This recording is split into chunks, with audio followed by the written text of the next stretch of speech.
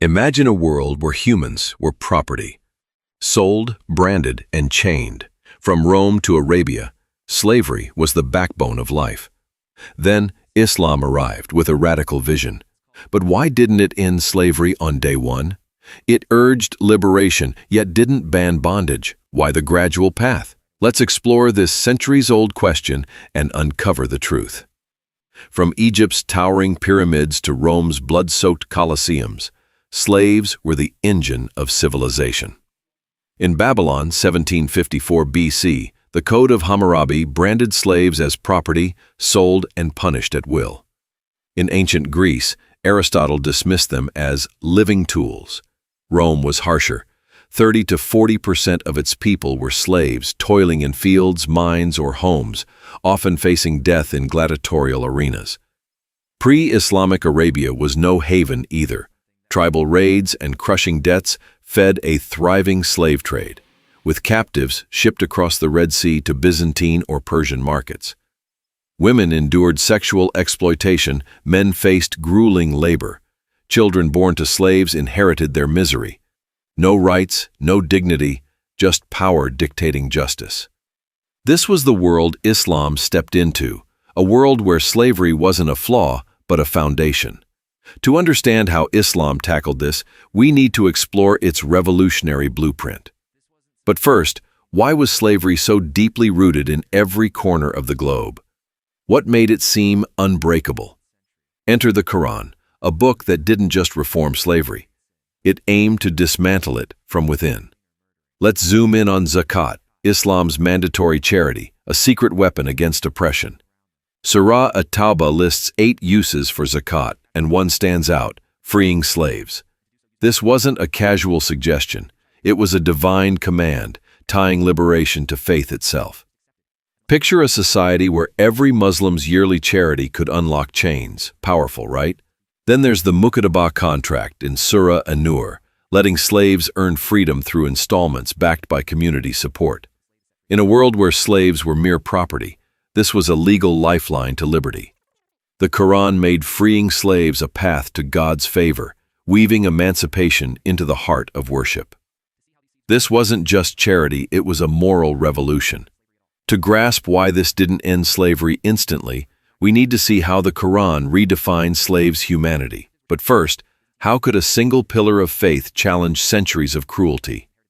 The Quran didn't stop at freedom, it demanded kindness. Surah An-Nisa commands believers to treat those your right hands possess, slaves, with the same care as family or neighbors. That phrase, ma malakat aymanukum, carries honor, not shame, in Arabic culture. Slaves weren't objects, they were believers with spiritual worth. The Quran banned slave prostitution, a norm in Rome and Persia, calling it a moral outrage. It even used the same word, man, for master and slave, signaling equality before God. In a world where slaves faced crucifixion or branding, this was a seismic shift. Imagine a 7th century society told to see slaves as brothers in faith. That's radical. To understand why this didn't erase slavery outright, we need to explore the Prophet's own actions. But first, how could words alone change a system so brutal? Here's the fascinating tension. The Quran declares slaves spiritually equal to free people, yet legally they held a lower status. Why the gap? The 7th century had no prisons, no welfare, no safety nets. A sudden ban could have left slaves homeless or sparked tribal revolts like those seen in Haiti's rebellion centuries later. Instead, the Quran calls slavery an injustice, equating freeing slaves with feeding the poor. It allowed war captives as slaves, but pushed for abstinence or marriage over concubinage. Scholars like Muhammad Abdu saw this as a roadmap to a world without chains. The Quran's delicate balance kept society stable while planting seeds for freedom. To see how these seeds grew, we need to dive into the Prophet's teachings. But first, why would a faith of equality tolerate slavery at all? The Prophet Muhammad's sayings, or Hadith, amplify the Quran's call.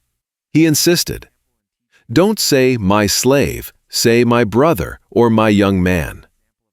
Another teaching urges, feed them what you eat, clothe them as you clothe.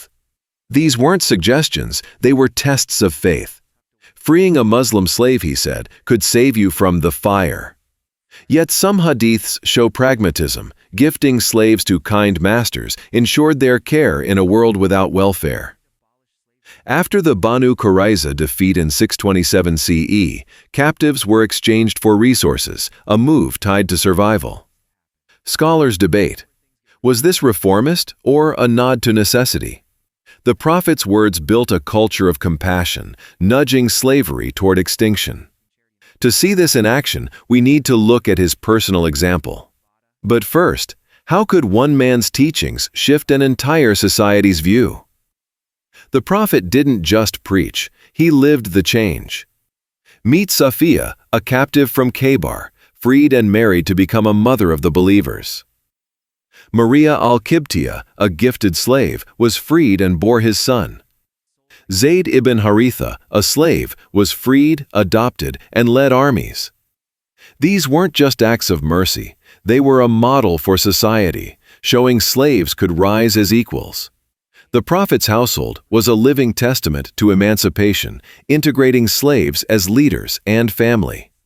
His companion, Abu Bakr, spent his wealth freeing slaves, like Bilal, tortured for his faith, but later the first Muazzan, Aisha, the Prophet's wife, freed dozens too. This was a revolution in action. To understand its legal impact, we need to explore Islamic law's stance.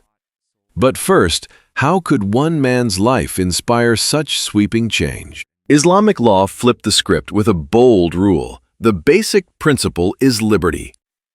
Everyone was presumed free unless proven otherwise. No free person could be enslaved for debt or crime, and only non-Muslims captured in legitimate wars could become slaves, a narrow exception. This slammed shut most paths to enslavement, unlike pre-Islamic raids or debt traps. Slaves had rights: food, clothing, shelter, even the ability to marry or lead prayers. The Mukatabah contract let them earn freedom, a right masters couldn't deny. This was a massive leap from Roman or Persian norms. To see how this reshaped lives, we need to dive into slaves' rights. But first, why was this legal shift so groundbreaking? Islamic law wove compassion into slavery's fabric. Slaves were entitled to food, clothing, and shelter matching their masters. Cruelty was forbidden. Slaves could appeal to judges for justice, even freedom if mistreated. They could marry, lead prayers, and earn freedom through work. The Prophet's final sermon drove it home. Your slaves are your brothers. While their legal status was lower, half the punishment for crimes, limited court testimony, this was a far cry from the brutality of other empires. Slaves often became like family, rarely sold if raised in a household. To grasp the full scope, we need to tackle the sensitive issue of concubinage. Let's address a tough topic: sexual relations with slaves. The Qur'an permits intimacy with spouses, and those your right hands possess, but with strict limits. A master couldn't touch a slave owned by his wife or a married slave. A female slave who bore her master's child became an walad, protected from sale and freed upon his death in Sunni law. Her child was free, equal to others, a stark contrast to pre-Islamic norms. The Quran urged marrying free women first, but allowed slave marriages if needed, framing it as a moral choice. Yet, exploitation happened, a gap between ideals and reality. Scholars like Keisha Ali note the Quran doesn't explicitly allow sex without consent, emphasizing harm prevention. To see how this fit into broader reform, we need to explore manumission. Manumission wasn't just encouraged, it was a cornerstone of faith. Freeing slaves expiated sins, like manslaughter or broken oaths. A slave declared free, even jokingly, was free instantly. Some scholars, like Jafar as-Sadiq, ruled Muslim slaves must be freed after 7 years. As Islam spread, war captives, the main source, dwindled, starving slavery's supply. Freed slaves rose high. The Mamluks ruled Egypt for centuries, eunuchs held key roles.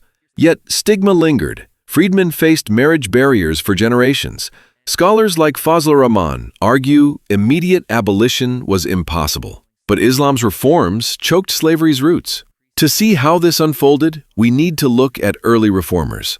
By the 16th century, scholars like Ahmad Baba of Timbuktu challenged the trans-Saharan slave trade, insisting only war captives could be enslaved.